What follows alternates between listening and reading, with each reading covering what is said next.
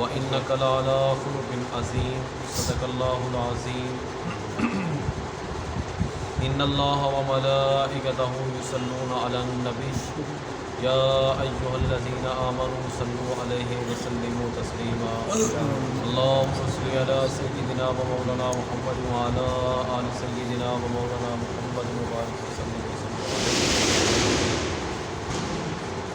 یہ کہہ کے در حق سے لی موت سے کچھ مہلت، یہ کہہ کے در حق سے لی موت سے کچھ مہلت، میلاد کی آمد ہے محفل کو سجانا ہے۔ سبحان اللہ۔ آقا علیہ الصلوۃ والتسلیم کی جب آمد ہوئی، حضور علیہ الصلوۃ والتسلیم نے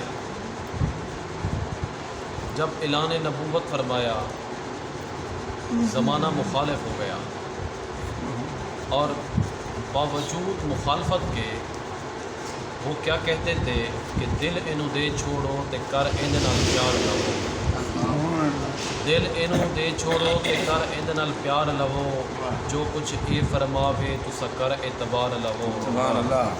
اے قول دا صادق ہے بن یار امین آئے، اے قول دا صادق ہے بن یار امین آئے، عرب دی دھرتی تے ایسا حسین آئے، چند جدا نوکر ہے او ماہ جبین آئے۔ سبحان اللہ۔ آقا علیہ الصلوۃ والتسلیم کی سیرت اور حضور علیہ الصلوۃ والتسلیم کے معجزات انسان کی زندگی بدل دینے کے لیے کافی ہیں۔ سبحان اللہ۔ آقا نبی رحمت صلی اللہ علیہ وسلم کی سیرت یہ ہے کہ حضور کی سیرت پہ جو شخص عمل کرے اس کی دنیا اور آخرت میں کامیابی ہے، اس کے لیے فلاح ہے، اس کے لیے کامیابی ہے۔ اللہ تبارک و تعالیٰ نے میرے محبوب کریم علیہ الصلوۃ والتسلیم کو اسی مقصد کے لیے بھیجا تاکہ لوگوں کو ہدایت کا راستہ دکھائیں، ان کے رہنما بن کے جائیں، ان کے رہبر بن کے جائیں۔ یہی تو وجہ ہے، ابن کثیر لکھتے ہیں کہ آقا علیہ الصلوۃ والتسلیم کی جب آمد ہوئی تو شیطان بہت رویا۔ ویسے تو ابن کثیر لکھتے ہیں کہ 4 مقام پہ شیطان بہت رویا۔ ایک جب اسے لعین ٹھہرایا گیا، اس پہ لعنت کی گئی تو شیطان زور سے رویا۔ دوسرا جب اسے زمین پہ بھیجا گیا تو پھر بھی بلند آواز سے رویا۔ تیسرا جب آقا علیہ الصلوۃ والتسلیم کی آمد ہوئی تو شیطان بلند آواز سے رویا۔ وہ اس لیے رویا کہ ان مسلمانوں کا ہادی و رہبر و رہنما آ گیا ہے، سبحان اللہ۔ ان کو ظلمتوں کے اندھیروں سے نکالنے والا آ گیا ہے۔ نعرہ تکبیر، نعرہ رسالت، نعرہ خلافت، نعرہ حیدری، نعرہ غوثیہ۔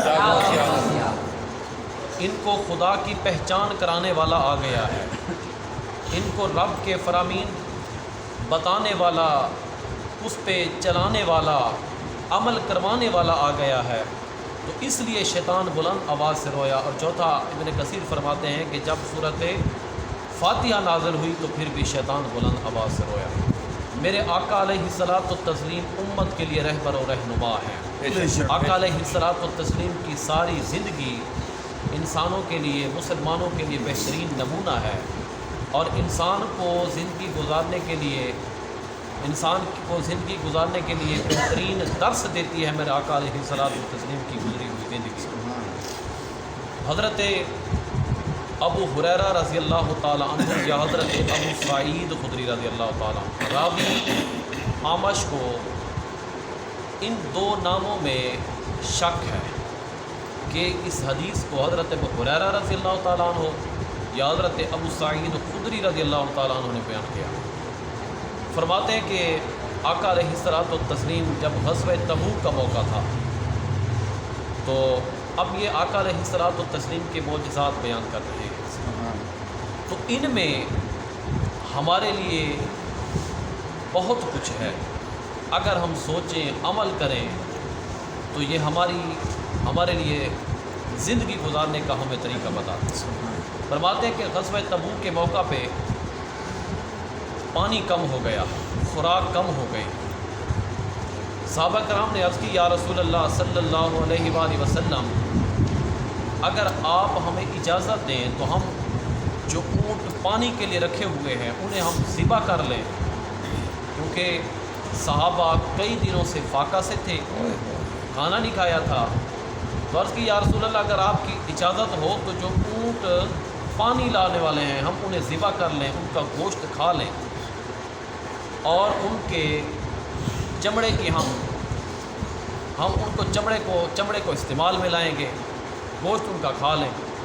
آقا علیہ الصلوۃ والتسلیم نے اجازت عطا فرمائی کہ ایسا کر لو۔ اتنے میں حضرت عمر فاروق رضی اللہ تعالی عنہ بھی آقا علیہ الصلوۃ والتسلیم کے پاس آن پہنچے۔ عرض کی یا رسول اللہ صلی اللہ علیہ وآلہ وسلم اگر یہ اونٹ ہم ذبح کر لیں تو پھر سواریاں ہمارے پاس کم ہو جائیں گی، ایسا کرتے ہیں کہ جو لوگوں کا بچا ہوا کھانا ہے اسے جمع کر لیتے ہیں۔ حضور علیہ الصلوۃ والسلام نے فرمایا ٹھیک ہے ایسا کر۔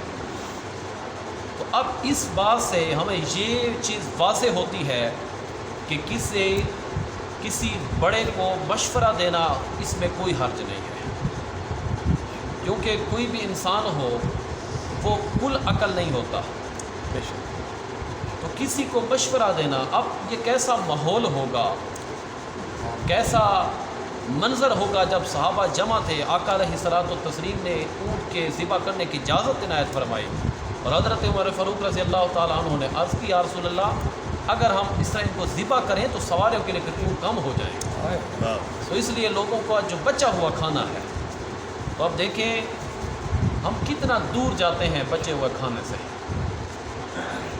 مسلمان کے منہ سے لگا ہوا پانی ہم کتنا بھاگتے ہیں کہ ہمیں پانی نہ پینا پڑے۔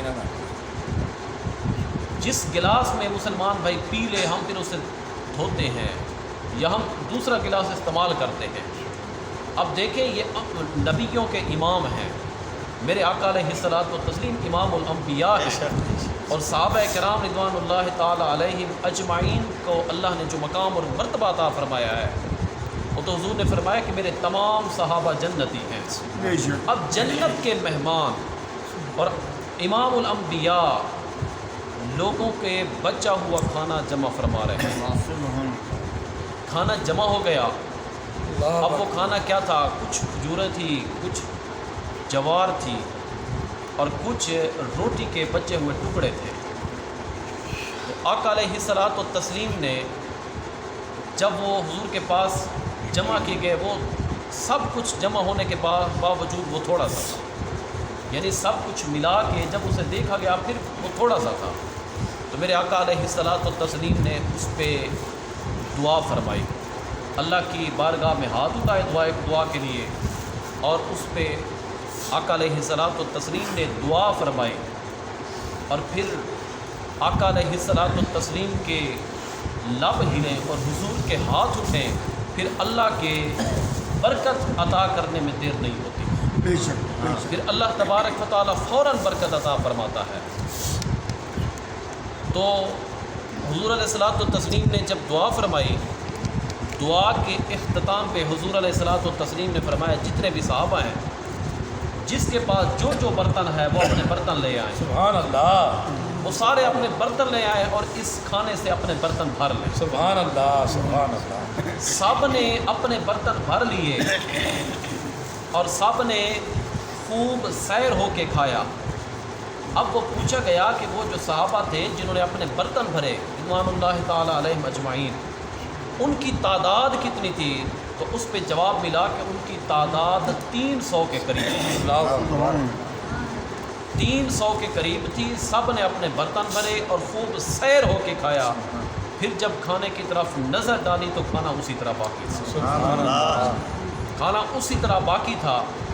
تو میرے آقا کریم صلی اللہ علیہ وآلہ وسلم نے اللہ کی بارگاہ میں یہ دعا کی کہ، اور آقا علیہ الصلوۃ والتسلیم نے یہ صحابہ سے فرمایا کہ اللہ کے سوا کوئی عبادت کے لائق نہیں، اور میں اللہ کا رسول ہوں۔ پھر آقا علیہ الصلوۃ والتسلیم نے فرمایا کہ جو شخص انہی کلمات کے ساتھ اللہ سے ملاقات کرے گا، اب یہاں اللہ سے ملاقات سے مراد موت ہے، یعنی جس کا ان کلمات پہ ایمان ہوگا کہ اللہ کے سوا کوئی معبود نہیں، کوئی عبادت کے لائق نہیں، کوئی عبادت کے مستحق نہیں، اور میں اللہ کا رسول ہوں، جس کا اس پہ یقین ہوگا، اس پہ ایمان ہوگا اور اسی حالت میں مرے گا، تو آقا علیہ السلام نے فرمایا وہ جنتی، سبحان اللہ، وہ شخص جنتی ہے۔ اب یہ حدیث متفق علیہ ہے، یعنی اس پہ امام بخاری اور امام مسلم دونوں نے اتفاق کیا ہے۔ اسی طرح حضرت انس بن مالک رضی اللہ تعالیٰ عنہ فرماتے ہیں کہ آقا علیہ السلام کی شادی ہوئی، اب حضور کی شادی کی بات ہے۔ ایک بار فرید تواز سنو، 100 بات دی ایک بات عجب، اذا کان عروسن بزینب، جس دن آقا علیہ السلام دلہا بنے ہوں گے، کیسے سج کے سمر، کیسے سمر کے سامنے آئے ہوں گے۔